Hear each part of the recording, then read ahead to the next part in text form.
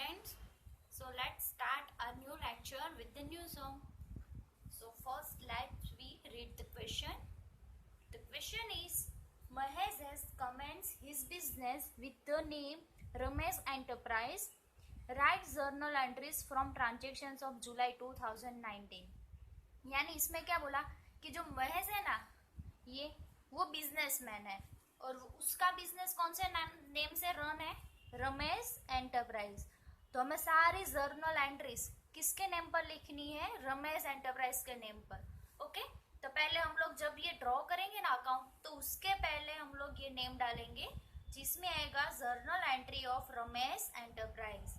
इसके 0.5 मार्क होते हैं, तो आपको ध्यान में रखना है कि ये नेम लिखना कंपलसरी है, ये हेडिंग डालना कंपलसरी है और वो आपको क्वेश्चन में दिया होगा। ओके, चलो फर्स्ट ट्रांजेक्शन क्या है, जुलाई 2019 को चले जाएंगे, वहां पे लिख देंगे जुलाई 2019, date particular, LF debit rupees and credit rupees, ये बना देंगे, ये तो आपको आता ही है। फिर ये लिखना जरूरी है कौन सा मंथ है कौन सा ईयर है, लिख दिया और यहाँ पे डाल दी डेट। एक बात आपको वापस ध्यान में रखनी है कि यहाँ पे जुलाई मंथ के ही सारे ट्रांजेक्शन है, लेकिन कभी कभी क्या होगा डिफरेंट मंथ के होंगे, जैसे कि जुलाई, अगस्त, सितंबर, अक्टूबर। तो सारी जगह पे आपको आगे मंथ लिखना है, फिर डेट, मंथ डेट ऐसे लिखते जाना है। ईयर तो सेम ही रहेगा मोस्टली, लेकिन अगर वो भी डिफरेंट हो ना तो आपको पूरा सब कुछ लिखना है जब ट्रांजेक्शन करो ना उसके सामने। लेकिन यहाँ पे क्या है, एक ही मंथ के सारे ट्रांजेक्शन है, तो वो हम एक बार लिख देंगे, उसके बाद सिर्फ हम डेट ही डालेंगे। ओके, चलो फर्स्ट ट्रांजेक्शन हुआ है फर्स्ट डेट को, फर्स्ट डेट डाल दी यहाँ पे। Brought cash of ₹10,000, stock of ₹10,000 and furniture of ₹5,000 and commence business. ये हिंट है आप लोगों की कि ब्रॉड बोला हो ना जब भी, तो उसमें क्या हुआ होगा कि जब हम लोगों ने बिजनेस स्टार्ट किया होगा ना तब ये सारी चीजें लेकर आए होंगे। तो आपको पता है जब बिजनेस स्टार्ट होता है ना तब जो बिजनेसमैन सारी चीजें यानी कैश, असेट, फर्नीचर कुछ भी लेकर आएगा तो वो हमारे लिए क्या बन जाएगी, कैपिटल। तो यहाँ पे कैश लेकर आया, स्टॉक लेकर आया और फर्नीचर लेकर आया, तो ये तीनों चीजें हमारे लिए क्या बन गई, कैपिटल। और कैपिटल अकाउंट ऑलवेज क्या होगा, क्रेडिट। आई बात समझ में? जैसे परचेस अकाउंट ऑलवेज डेबिट होगा, सेल्स अकाउंट ऑलवेज क्रेडिट होगा, वैसे ही कैपिटल अकाउंट ऑलवेज क्रेडिट होगा।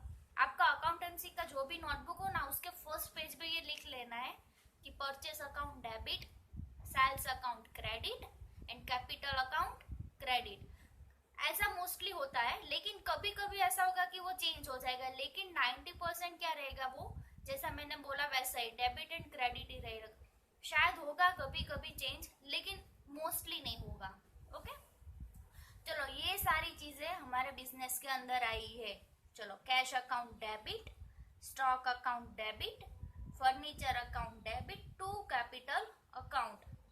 जर्नल एंट्री लिख दी, अब अमाउंट लिखने की बारी, तो देखते जाएंगे। कैश कितना है 10,000 लिखा डेबिट में, स्टॉक कितना है 10,000 लिखा डेबिट में, फर्नीचर 5,000, तीनों का टोटल कितना होगा 10 + 10 20 + 5 25,000 लिख दिया है यहाँ पे। ये बात भी ध्यान में रखनी है कि हमारी जो एंट्री हो ना दोनों का टोटल सेम आना चाहिए, डेबिट एंड क्रेडिट। यहाँ पे टोटल करते उसमें तो आना ही चाहिए, लेकिन हमारी जो एंट्री है ना वहां पे भी टोटल सेम आना चाहिए। ओके, चलो टोटल सेम हो गया यहाँ पे, यानी हमारा ट्रांजेक्शन यहाँ पे क्लियर हो गया और राइट हो गया। अब नीचे आपको नरेशन लिखना है। नरेशन तो पता ही आपको कैसे लिखना है, जो हमारा क्वेश्चन हो उसमें से ही आपको बना के लिख देना है। उसके भी 0.5 मार्क होते हैं, आपको पता ही है। यहाँ पे मैंने इसलिए नहीं लिखा है क्योंकि मेरे पास ज्यादा जगह नहीं थी इसलिए, लेकिन आपको एग्जाम में लिखना ही है। अगर क्वेश्चन में बोला जाए कि नरेशन इज नॉट कंपलसरी तो ही आपको नहीं लिखना है, वरना लिखना ही है कंपलसरी। चलो आई होप कि आपको फर्स्ट ट्रांजेक्शन में पता चल गया हो। चलो बात है सेकेंड पे। यहाँ पे डेट है सेकेंड, लिख दी सेकेंड। चलो वापिस आया ब्रॉड, यानी आपको पता चल जाएगा कि ये हमारी कैपिटल ही होगी। Brought debtors of ₹30,000 in business. Debtors यानी रिमाइंड करो कि हम लोगों ने फर्स्ट चैप्टर में क्या पढ़ा क्रेडिटर किसको बोलेंगे हम लोग?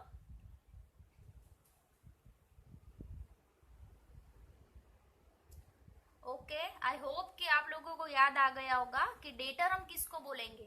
डेटर हम उसको बोलेंगे जिसके पास से हमको पैसा लेना है, यानी हमने उसको गुड्स दिया होगा ऑन क्रेडिट, अब उसको पैसा देना हमको बाकी है, तो वो हमारे लिए वन टाइप ऑफ इनकम हो जाएगी, क्योंकि हमारे पास इन फ्यूचर में पैसा आने वाला है इसलिए।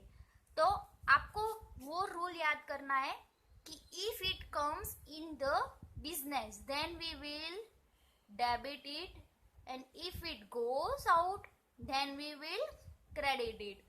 जब भी ऐसा जर्नल एंट्री वाला सम आए ना, पहले आपको ये रूल ऊपर लिख ही लेना है ताकि आपको माइंड में आ जाए। डेटर यानी इनकम होने वाले, यानी बिजनेस के अंदर वो आएगी चीज, तो वो क्या होगी? If it come then we will debit it, यानी ये डेबिट होगा डेटर।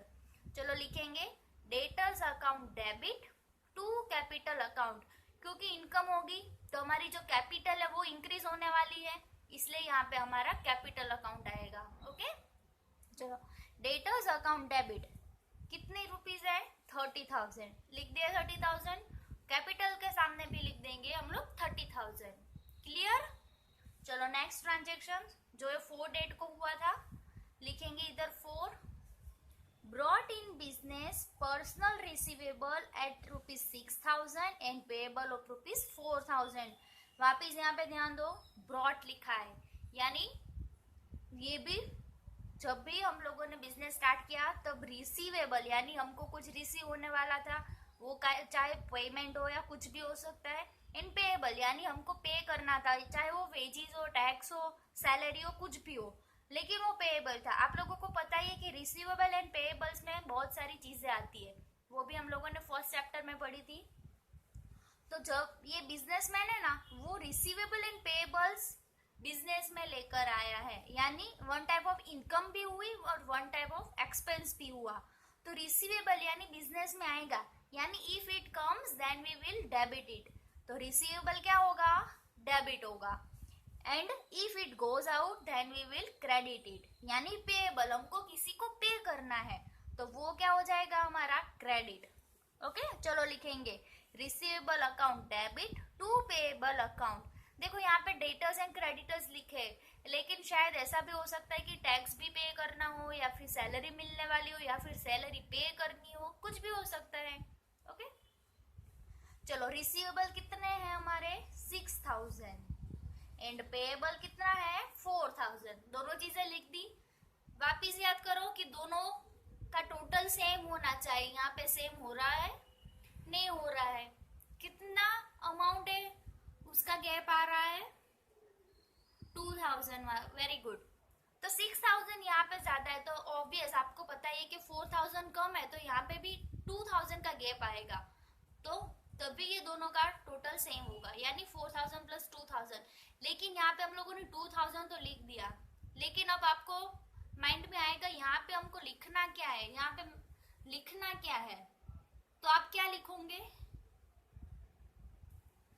देखो रिसीवेबल यानी आपको ज्यादा रिसीव होने वाला है और कम पे करना है, यानी आपकी इनकम ज्यादा है रादर देन एक्सपेंस, तो फिर क्या होगा? वो आपकी कैपिटल बन जाएगी, क्योंकि आपके पास देखो सोच लो कि 5 रुपीज है और आपको किसी को 3 रुपीज देने हैं, तो आप किसी को 3 रुपीज दे दोगे, वापिस कितने बचेंगे? 2। तो वो 2 आपके लिए क्या बन जाएगा? प्रॉफिट। यानी यहाँ पे बिजनेस में क्या होगा? वो जो 2 रुपीज बचे ना, वो हम वापस बिजनेस में डाल देंगे, तो वो हमारी क्या हो जाएगी? कैपिटल। समझ में आ गया ना? Very good. चलो नेक्स्ट ट्रांजेक्शन 8 डेट को हुआ था, वो मोस्ट आईएमपी है, यहाँ पे डाल देंगे 8 डेट। चलो sold bike of ₹20,000 for ₹15,000 out of which ₹10,000 introduce in business. यानी देखो यहाँ पे मैं कैलकुलेशन कर रही हूँ, 20,000 की बाइक थी, वो हम लोगों ने कितने में बेच दी? 15,000 में। तो यहाँ पे हमको प्रॉफिट हुआ कि लॉस हुआ? ऑब्वियस 5,000 का हमको लॉस हुआ। लेकिन ये बात आपको ध्यान में रखनी है कि जो बाइक है ना, वो हम लोगों ने सॉल्व की है, और वो बाइक थी हमारे पर्सनल यूज के लिए, वो हमारी खुद की थी। हम लोगों ने 20,000 में परचेस की थी और 15 में उसको बेच दी, तो 5,000 जो लॉस हुआ ना वो हमको हुआ है, वो इस कंपनी को नहीं हुआ है। तो हमको कंपनी में अंदर क्या आता है क्या जाता है, कंपनी के बारे में ही सोचना है, पर्सनल यूज के बारे में नहीं सोचना है। तो यहाँ पे 5,000 जो हुआ लॉस प्रॉफिट वो हमको कोई मायने नहीं रखता है। फिर सेकेंड लाइन पे आते हैं, वो हमारे लिए इम्पोर्टेंट है। Out of which rupees 10,000 introduce in business, यानी वो बिजनेस में हम लोग लेकर आए, बस वही देखना है कि ये 10,000 हम बिजनेस में लाए हैं, ऊपर क्या हुआ हमको कोई नहीं मायने रखता है। 10,000 बिजनेस में लेकर आए, यानी बिजनेस में वो चीज आई है।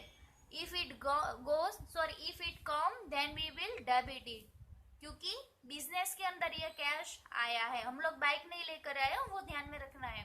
बाइक अकाउंट डेबिट या क्रेडिट नहीं करना है, हमको यही देखना है कि हम बिजनेस में क्या लाए हैं। 10,000 रुपीज लेकर आए यानी कैश लेकर आए, लिखेंगे cash account debit, because if it come then we will debit it, ये 10,000 हमारे बिजनेस में आए हैं इसलिए। आ गए cash account debit. To capital account, capital account क्यों लिखा, क्योंकि 10,000 हमारे बिजनेस में आया, यानी हमारी जो कैपिटल थी वो इंक्रीज हुई, तो इसलिए यहाँ पे हम लोगों ने लिखा है टू कैपिटल अकाउंट। कितने अमाउंट आएंगे, 20, 15 या 10 या फिर 5,000 का लॉस, कौन सी अमाउंट आएंगी, वेरी गुड 10,000, क्योंकि हमको यही सिर्फ देखना है कि हमारे बिजनेस में क्या आया और क्या गया। तो यहाँ पे बिजनेस के अंदर कितने रुपीस आए, 10,000 10,000। आई होप कि आपको क्लियर हो गया होगा।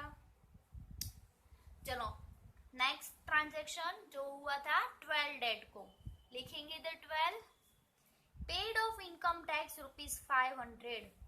हमारी जो इनकम थी उसके ऊपर जो टैक्स पे करना था वो हम लोगों ने किसमें से किया है, बिजनेस में थी। ये हमारा पर्सनल यूज है, लेकिन हम लोग उसका इस्तेमाल बिजनेस में से कर रहे हैं, यानी वो बिजनेसमैन के लिए वो क्या बन जाएगा, ड्राइंग, क्योंकि वो बिजनेस में से मनी उठाकर खुद के लिए वो खर्च कर रहा है इसलिए। ओके चलो, तो फिर बिजनेस में से ये पैसा आया कि गया, पेड है, यानी हम लोगों ने किसी को पैसा दिया होगा, इसलिए it is goes, so we will credit it. Okay चलो, drawing account debit to cash account. Drawing तो पता ही है, पर्सनल यूज के लिए कोई भी चीज इस्तेमाल होगी तो हम उसका अकाउंट कौन सा बनाएंगे, ड्रॉइंग अकाउंट। अमाउंट कितनी थी, 500 क्लियर। 18 नंबर का ट्रांजेक्शन डाल देंगे, 18 date. Paid of ₹200 for life insurance premium from business, यानी लाइफ इंश्योरेंस वो किसका होता है, बिजनेस का होगा, नहीं होगा, वो ह्यूमन का ही होता है लाइफ इंश्योरेंस, क्योंकि उसकी ही लाइफ होती है इसलिए। तो उसके लिए जो हम प्रीमियम पे करते हैं ना, वो हम लोगों ने बिजनेस में से किया, यानी बिजनेस में से वापस 200 गए। देखो यहाँ पे पेड लिखा है, यानी हमारे बिजनेस में से वापस पैसा गया, और ये किसके लिए गया है, पर्सनल यूज के लिए, बिजनेसमैन के। तो ये वापस क्या बन जाएगा, ड्रॉइंग। तो drawing account debit to cash account, क्योंकि यहाँ पे हम लोगों ने कैश में पे किया है इसलिए। देखेंगे drawing account debit to cash account, कितनी अमाउंट आएगी, 200 क्लियर। चलो फिर है नेक्स्ट डेट जो है 19 को हुआ था transaction, good sold for cash ₹4,000, यानी ये आपको पता ही है कि हम लोगों ने गुड सेल किया 4,000 का, तो ये सिंपल ट्रांजेक्शन है। सेल्स अकाउंट क्या होगा, ऑलवेज क्रेडिट, क्योंकि हमने सेल किया, यानी हमारे पास से गुड्स गया और हमारे पास पैसा आया, तो यहाँ पे कैश आया है, तो if it come then we will debit it, यानी हमारे पास जो कैश आया उसको हम क्या करेंगे, डेबिट। तो cash account debit to sales account. Price कितनी आएगी, 4,000, लिख दिया 4,000। चलो फिर 22 goods of ₹1,500 destroy by fire. हमारी जो फॉर्म थी उसके अंदर फायर लग गई और जो 1,500 का गुड्स था वो अंदर डिस्ट्रॉय हो गया, तो फिर क्या करेंगे उसका, वो हमारी गिना जाएगा? क्या गिना जाएगा? लॉस गिना जाएगा, क्योंकि वो डिस्ट्रॉय हो गया है, इसलिए वो हमारे लिए लॉस है। क्योंकि वो हमने सेल किया होता तो हमको प्रॉफिट या कुछ भी मिलता, लेकिन ये तो प्रॉफिट भी नहीं हुआ, कुछ नहीं हुआ, लॉस हो गया क्योंकि वो डिस्ट्रॉय हो गया इसलिए। तो loss on goods destroy by fire account to purchase account. देखो मैंने बोला था ना कि ये परचेस एंड वो सब 90% डेबिट होंगे, लेकिन शायद ऐसी जगह होगी वहां पे वो क्रेडिट होंगे, क्योंकि ये गुड्स हम लोगों ने वन टाइम परचेस तो किया ही होगा और फिर वो डिस्ट्रॉय हो गया है, वो ना चाहते हुए, वो नेचुरल थिंग हो गई इसलिए। तो गुड्स हम लोगों ने परचेस तो किया होगा, तब उसका अकाउंट हमको क्लोज करना पड़ेगा। तो हम लोगों ने गुड परचेस अकाउंट पहले डेबिट किया होगा जब गुड्स परचेस किया होगा तब, लेकिन अब वो गुड्स डिस्ट्रॉय हो गया है इसलिए हम उसको क्रेडिट करेंगे, और जो लॉस हुआ है ना उसका अकाउंट नया बनाएंगे और उसको डेबिट करेंगे। 1500 क्लियर। फिर है 25 date, goods purchase from Rishikesh of ₹8,000 and paid on half amount in cash. यानी हम लोगों ने ऋषिकेश से परचेस किया है गुड 8,000 का, और जो हाफ अमाउंट थी ना, हाफ कितना होगा 8,000 का? 4,000। वेरी गुड, 4,000 होगा, वो हम लोगों ने कैश में दिया है, और बाकी का 4,000 हमको एज्यूम करना है कि वो उसने क्रेडिट पे रखा होगा। हम लोग शायद कभी कभी ना शॉप पे जाते और हम कुछ परचेस करना चाहते हैं, लेकिन हमारे पास उतने पैसे नहीं होते, तो हम क्या करते हैं, उसको बोलते कि अभी 50% या हमारे पास जितना हो उतना दे देते, और उसको बोलते कि हम ना आपको शाम को या फिर कल दे देंगे ये मनी। तो ये हो गया वही ट्रांजेक्शन कि हमने परचेस किया है और फिर क्या किया, हाफ अमाउंट पे की कैश में और हाफ हम लोगों ने क्रेडिट पे रख दी। क्लियर। चलो बनाएंगे इधर परचेज अकाउंट डेबिट। आया ना वापिस, जब भी हम गुड्स परचेज करेंगे ना तब परचेज अकाउंट डेबिट ही होगा, लेकिन ऐसा कभी डिस्ट्रॉय हो जाएगा या फ्लड आएगा, ऐसा कोई भी टाइम कुछ भी गुड्स है ना वो हमारे पास से ऐसे नेचुरली या ह्यूमन मेड चला जाएगा, जैसे कि डिस्ट्रॉय या कुछ भी फायर में, फ्लड में, स्टॉर्म में, कुछ भी, तो उसी टाइम पे हम लोग परचेस अकाउंट है ना वो क्रेडिट करेंगे। ओके चलो 8,000 लिख दिया इधर परचेस अकाउंट, क्योंकि हम लोगों ने वन टाइम परचेस तो किया ही है, लेकिन उसी टाइम पे हम लोगों ने कितना दिया था 4,000, और बाकी के 4,000 देने के बाकी है, तो वहां पे हम लोग क्या करेंगे, नेम लिखेंगे, क्योंकि ये क्रेडिट ट्रांजेक्शन हुआ इसलिए इधर नेम आएगा।